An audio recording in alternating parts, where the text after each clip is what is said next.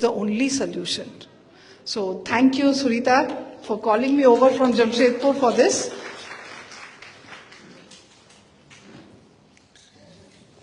Thank you ma'am. और हमारे last but not the least, क्योंकि ये सिर्फ एक लाइफ कोच ही नहीं, ये हमारे एलुमिनी पेरेंट रह चुके हैं. और आज इस कार्यक्रम के बाद इनके बच्चे को हम लोग एक ग्रेजुएशन छोटा सा सेरेमनी भी रखी हूँ.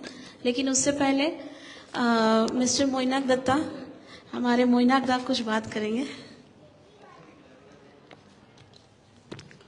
Thank you Sunita.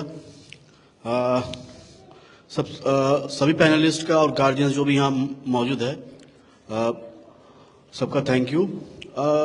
इस पूरी पैनल की डिस्कशन में मैं लास्ट हूँ, पर आज का जो सब्जेक्ट है बच्चों में ध्यान की कमी, चिड़चिड़ापन और बेचैनी, मुझे लगता है कि अगर इसका जो कंक्लूजन किया जाए या कंक्लूजन अगर पाया जाए कि जिम्मेदार कौन, तो आंसर आएगा पेरेंट्स.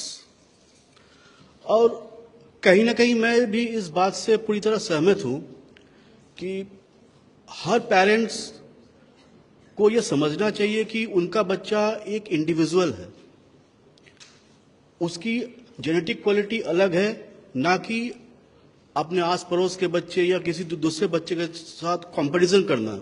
ये जो चीज है बच्चे के अंदर जो है एक इमोशनल टर्मोइल ले आती है, और यही कहीं ना कहीं उसे उसके अंदर में जो चिड़चिड़ापन और बेचैनी है, ये एक बहुत बड़ी कारण है. हम पेरेंट्स ये कहते हैं कि नहीं, अगर हम कंपैरिजन नहीं करेंगे तो उसमें कॉम्पिटिटिवनेस नहीं आएगी. लेकिन कहीं ना कहीं कंपैरिजन और कॉम्पिटिटिवनेस की जो डिफरेंस है उसकी समझ हम कर ही नहीं पाते हैं. हम बोलते हैं कि चलो ये बच्चा पढ़ाई में इतना अच्छा है, तुम क्यों इतना पढ़ाई में पीछे क्यों हो, पर हम ये नहीं जानते हैं कि हम ये जानने की कोशिश ही नहीं करते कि हमारा बच्चा जो है वो पढ़ाई में अगर पीछे है तो हो सकता है उसकी स्किल कहीं और है, वो क्रिएटिव में जाना चाहता है, वो खेल कूद में आगे बढ़ना चाहता है. हम वो चीज नहीं देखते. नहीं, ठीक है, हमारा कॉलीग का बच्चा इंजीनियर है तो तुम्हें भी इंजीनियर बनना है, या मैंने डॉक्टर बनने का सपना देखा था, मैं बन नहीं पाया, तुम्हें डॉक्टर बनना है. क्यों भाई, आखिर उसे अपनी जिंदगी जीने दो. कहीं ना कहीं ऐसे पेरेंट्स, हमारा काम है उसे गाइड करना, सही रास्ता दिखाना. और कामयाबी और सक्सेस किसी ओहदे से या कहीं पहुंचने से नहीं है. एक अच्छा इंसान अगर वो बन जाए, वो सबसे बड़ी बात है. और इस पूरी रेस में हम ये भूल जाते हैं कि हम उन्हें डॉक्टर बनाते हैं, हम उन्हें इंजीनियर बनाते हैं, लेकिन एक इंसान नहीं बना पा रहे हैं. और ये जो मैम ने भी जब भी कहा कि जो हमारे टाइम में बच्चों में सुसाइड करना या ये सब इतनी ज़्यादा थी ही नहीं, लेकिन आज की डेट में हर रोज कहीं ना कहीं ये कहानियां सुनने को आ रही है, ये न्यूज आ रही है. क्यों? क्योंकि आज की डेट में बच्चे जो है ये प्रेशर झेल नहीं पा रहे हैं. और ये प्रेशर ना झेलने का एक और कारण भी है हम पेरेंट्स, क्योंकि हम जो है अपने तरफ से कम्युनिकेशन बंद कर देते हैं. हमने बोल दिया कि भाई आप ये करो, अब उसे हम बोलने का मौका नहीं दे रहे हैं कि भाई आखिर आप क्या चाहते हो. अगर आपसे ये नहीं हो पा रहा है तो वो डरता है हमें बोलने में कि नहीं, मुझसे ये नहीं हो पा रहा है, मैं ये नहीं करना चाहता हूं, क्योंकि उसे लगता है कि अगर मैं ये बोल दूं तो पेरेंट्स नाराज हो जाएंगे. ये कम्युनिकेशन गैप जो है पेरेंट्स और बच्चों में आज की डेट में बहुत ज्यादा है. एक तो और बच्चे जो है अपनी इमोशंस को किसी के साथ शेयर करने के लिए मतलब उनके कोई ऑप्शंस है नहीं, क्योंकि सबसे बड़ी बात है कि जॉइंट फैमिली सिस्टम कोलैप्स हो चुकी है. पहले जो जॉइंट फैमिली सिस्टम्स थी तो लोग क्या थे कि अगर पेरेंट्स से नाराज है तो चलो अपने चाचा से, अपने मामा से, अपने ताऊ से, अपने किसी से हम बात कर ले, या कोई बड़े भाई है उनसे बात कर ले. आज की डेट में यूनिटरी फैमिली सिस्टम होने के चक्कर में अपनी इमोशंस को एक्सपोज करने की, उसको संवारने का मौका बच्चों को मिल ही नहीं पा रहा है।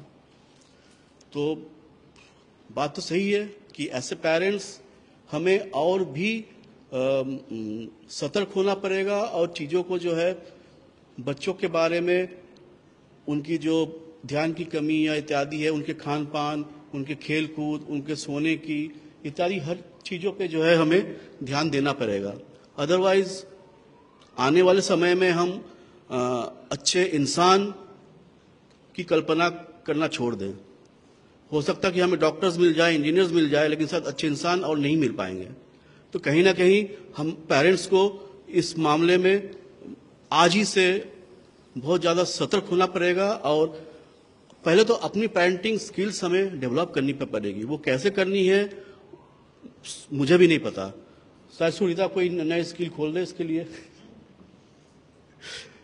क्योंकि ये भी सही बात है, ये एक बहुत बड़ी स्किल है जो मतलब बच्चों की परवरिश करने के लिए जो हमारे पास है नहीं। और पेरेंटिंग स्किल में सिर्फ एक चीज बोलूंगी कि आपने कहा कि क्या होना चाहिए, पेरेंट्स में ममता थोड़ी कम होनी चाहिए। आजकल इतना ज्यादा प्यार है पेरेंट्स को, मैं पूछती हूँ हमेशा कि आप इतना आपके मम्मी पापा ने तो आपको इतना प्रोवाइड नहीं किया, कहते नहीं तो उनका कम प्यार करते होंगे, आपके माँ बाप प्यार नहीं करते थे आपसे। तो ऐसा तो नहीं है कि हमारे माँ बाप उनसे कम प्यार करते थे, लेकिन उन्हें परवरिश का तरीका सही था। आज जो ना बोलना, बच्चे को हमने बच्चे को खुश करने के लिए पैदा नहीं किया। You know, my child, I am not responsible to make my child happy. We have to understand, I am not responsible to make my child happy. I am responsible to make my child responsible.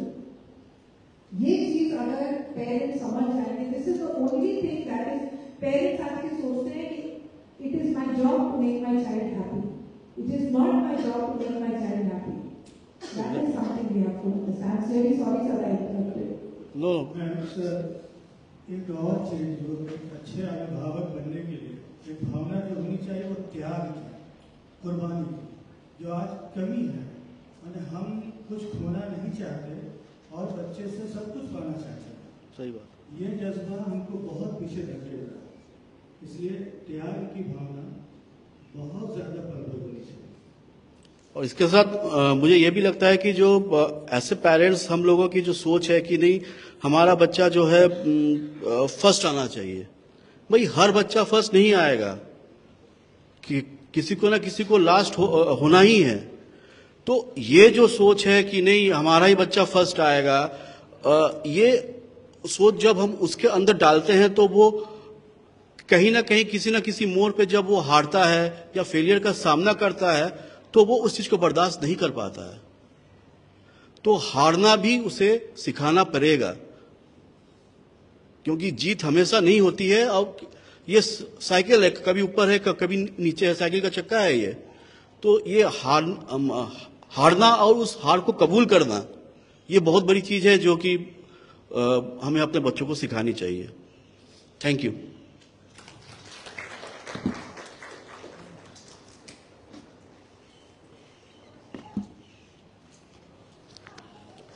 सभी panelist को बहुत बहुत धन्यवाद। और हम लोग अभी ये पैनल क्वेश्चन आंसर के लिए ओपन कर रहे हैं, लेकिन आज हमारे साथ कुछ गेस्ट्स भी आए थे हमारे बीच में जो अपने बहुमूल्य समय हमें दिए हैं। तो आज क्वेश्चन आंसर सेशन से पहले हम लोग उन्हें फेलिसिटेट करेंगे। Ma'am please.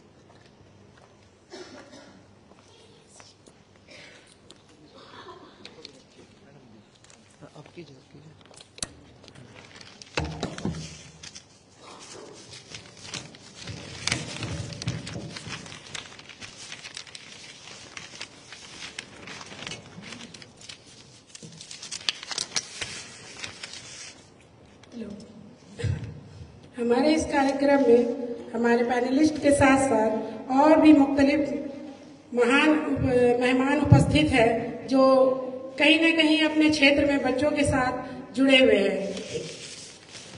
मैं उनका नाम लूंगी, विनोद बगेरिया जी।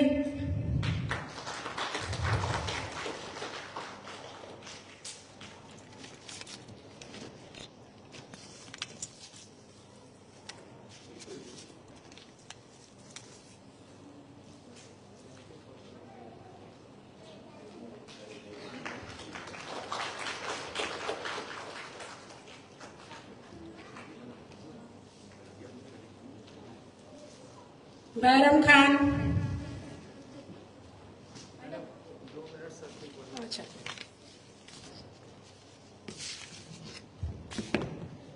इतने अच्छे प्रोग्राम के लिए मैं सभी आयोजकों का बहुत बहुत साधुवाद देता हूं। बस समस्या ये है कि इतने अच्छे प्रोग्राम में पेरेंट्स न के बराबर हैं।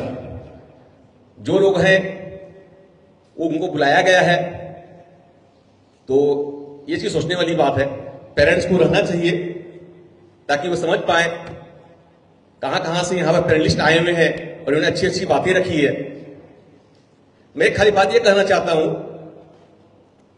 कि जहां सीन साहब ने कहा कुर्बानी वाली बात, पेरेंट्स के लिए अपने बच्चों के लिए कुर्बानी देना सचमुच काबिले तारीफ होती है। मैं एक छोटा सा एग्जाम्पल दूंगा। मेरे 2 भांजे हैं और दोनों रेटिना पिगमेंट प्रॉब्लम से ग्रसित हैं। 95% उनकी आइज वो देख भी पाते हैं, मुश्किल से 3 से 4% वो देख पाते हैं। लेकिन दोनों आज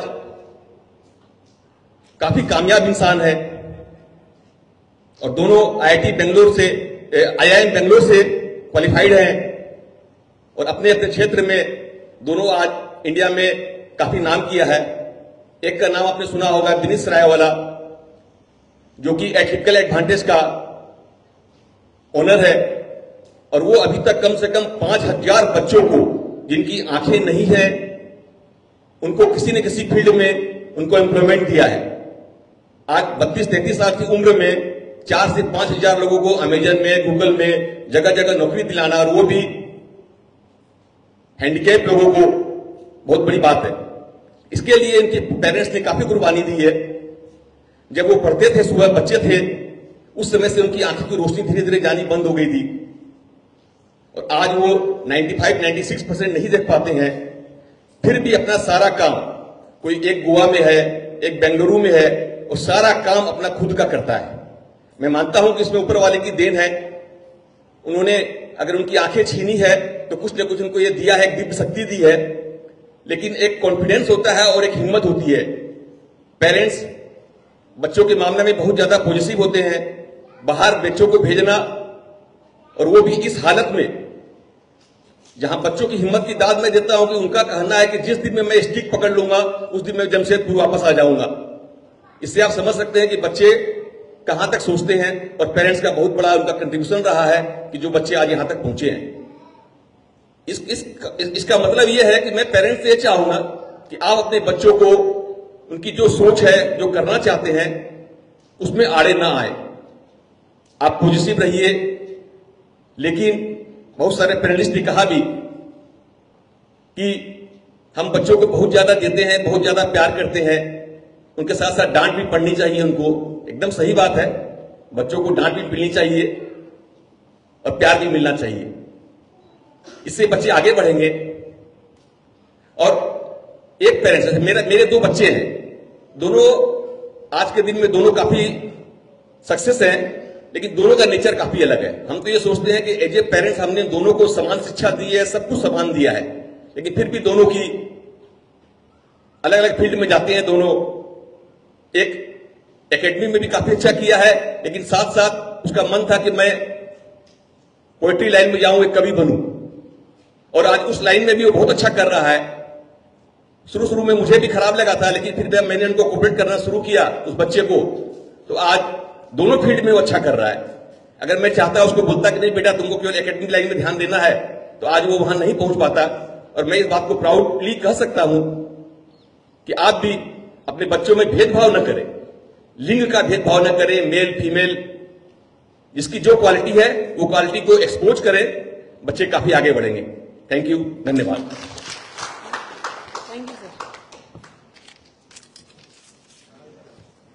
मैं फिर से बैरम खान जी को आमंत्रित करती हूँ।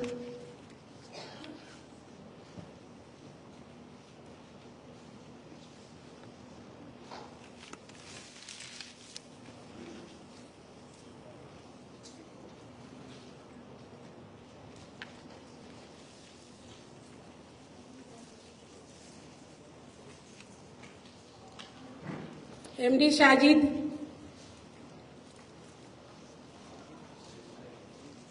शहजाद मंजर,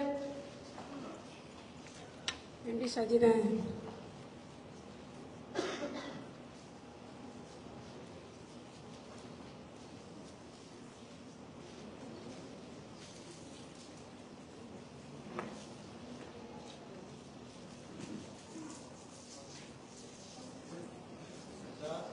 शहजाद मंजर जी,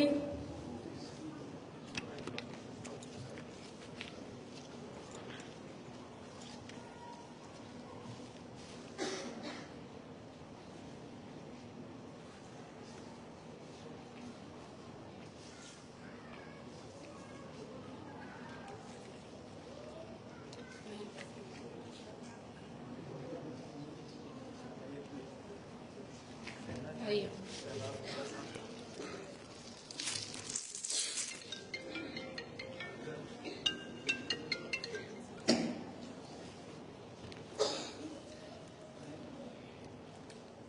आप लोगों का बहुत बहुत धन्यवाद कि आप लोगों ने इस मंच में आके सब लोगों का उत्साह बढ़ाया और हम लोग सबकी बात भी सुने। कहना कि बच्चे में जो चिड़चिड़ापन है, जो हमने अपने अंदर देखा है, बच्चे के अंदर जो चिड़चिड़ापन और गुस्सा, अपने बेकाबू हो जाना, सबसे पहले बच्चे को हम लोग ये नहीं समझते कि हमारा बच्चा कितना एबिलिटी है। अभी कुछ दिन पहले मैंने मजा शमशेर जी को बताई ये बात कि मेरा बेटा लेके आया 35% मार्क्स। तो मैंने बोला फादर को जाके कि संजीवन में मेरा बेटा पढ़ता है 9th में, तो मैंने उससे ये पूछा फादर से कि मेरा बेटा तो 98% लेके आ सकता फादर। मैंने बेटे के सामने ये बात बोला क्योंकि हमको पता था ये 35% का ये लिखा है, उससे ज़्यादा नहीं लिखा है। लेकिन मैंने उनको ये बताया कि ये फादर ये तो ऐसा तो हो नहीं सकता, ये तो 98% दिखा सकता है, मेरे अंदर का बेटा के अंदर इतना एबिलिटी है। तो फादर ने बोला ठीक है मैं री एग्जाम करवा देता हूँ। मैंने बोला करवा दीजिए, आज उसका कल उसका री एग्जाम कंप्लीट हो जाएगा। तो मैंने बेटा से पूछा कि बेटा कितना परसेंट आ सकता है, वो बोला 95% तक बाबा आ जाएगा। तो मैंने ये एक चीज ध्यान दिया अपने ऊपर कि मैंने बेटा को जो उत्साहित किया और जो 10 दिन वो उतना मेहनत किया, ये पता चला कि मैंने उसका मनोबल बढ़ाया। मनोबल बढ़ाने से क्या होगा कि आपके बच्चे के अंदर मतलब जज्बा एक पैदा होगा कि नहीं मेरे पापा के अंदर ये है कि मेरा बेटा 99% लेके आ सकता है, तो हम तो कुछ तो कम लेके आएंगे, तो लेकिन लेके आएंगे 95। तो ये चीज बच्चे को चिड़चिड़ापन से दूर करने के लिए ये सब अच्छा है कि आप अपने बच्चे को ये सब मोटिवेटिव मतलब करना है कि मेरा बच्चा ऐसा नहीं हो सकता, मेरा बच्चा और अच्छा हो सकता है। ये बात पे ध्यान देना कि मेरे बच्चा कैसा रहता है, किसके साथ रहता है और उसका जो ग्रुप है कैसा है।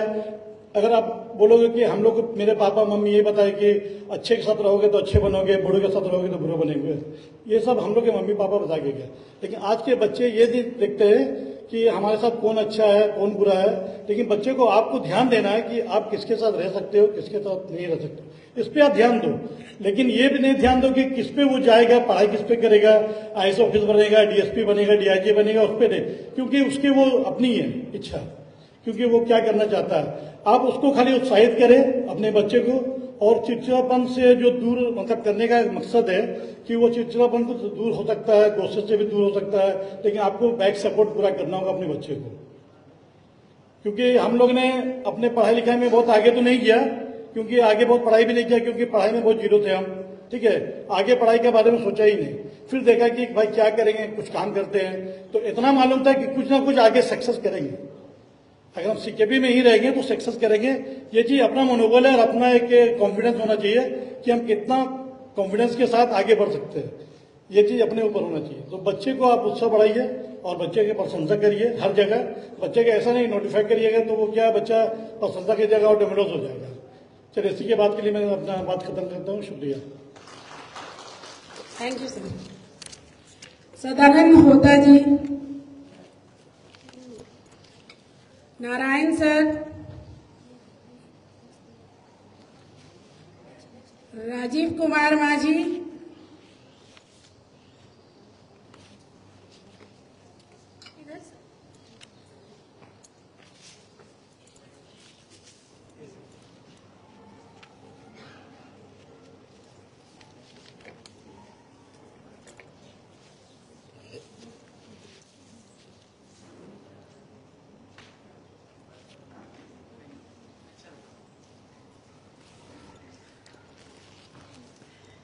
Thank you for inviting me in this programme. मैं कैनरा बैंक से हूँ। मैडम, मेरा बच्चा भी आपके यहाँ SIP के लिए जाता है और रोलिंग स्टोन में वो छोटा बच्चा पढ़ता है। 2-3 चीज़ मैंने कलेक्ट किया है यहाँ से। 3 चीज़ ही मेन है बच्चे के लिए, टाइम, हेल्थ एंड कल्चर। 3 ही चीज़ सभी घुमा फिरा के इसी चीज़ को सारे लोग हम लोग बोल रहे हैं, बट 3 चीज़ अगर हम लोग मैनेज किए तो आपका बच्चा बहुत अच्छा होगा। Thank you. Narayan sir, Himanshu Pradhan, Ranvijay sir,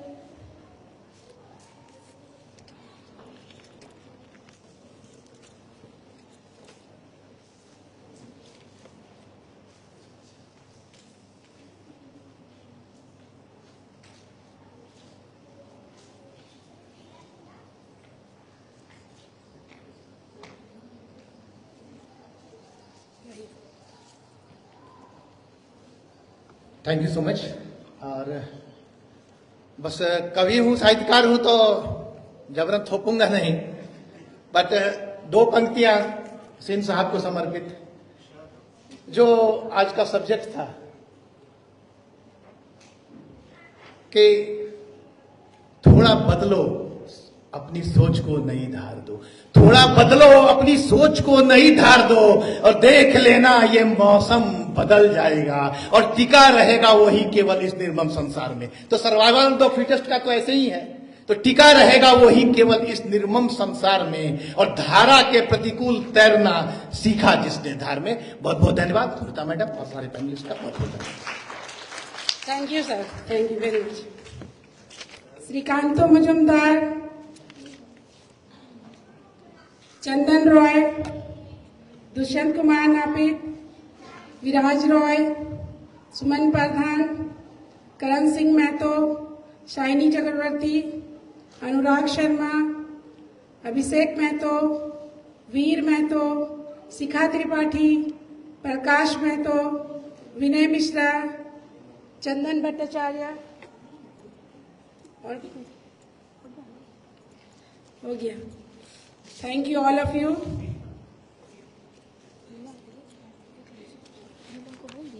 नहीं मैम,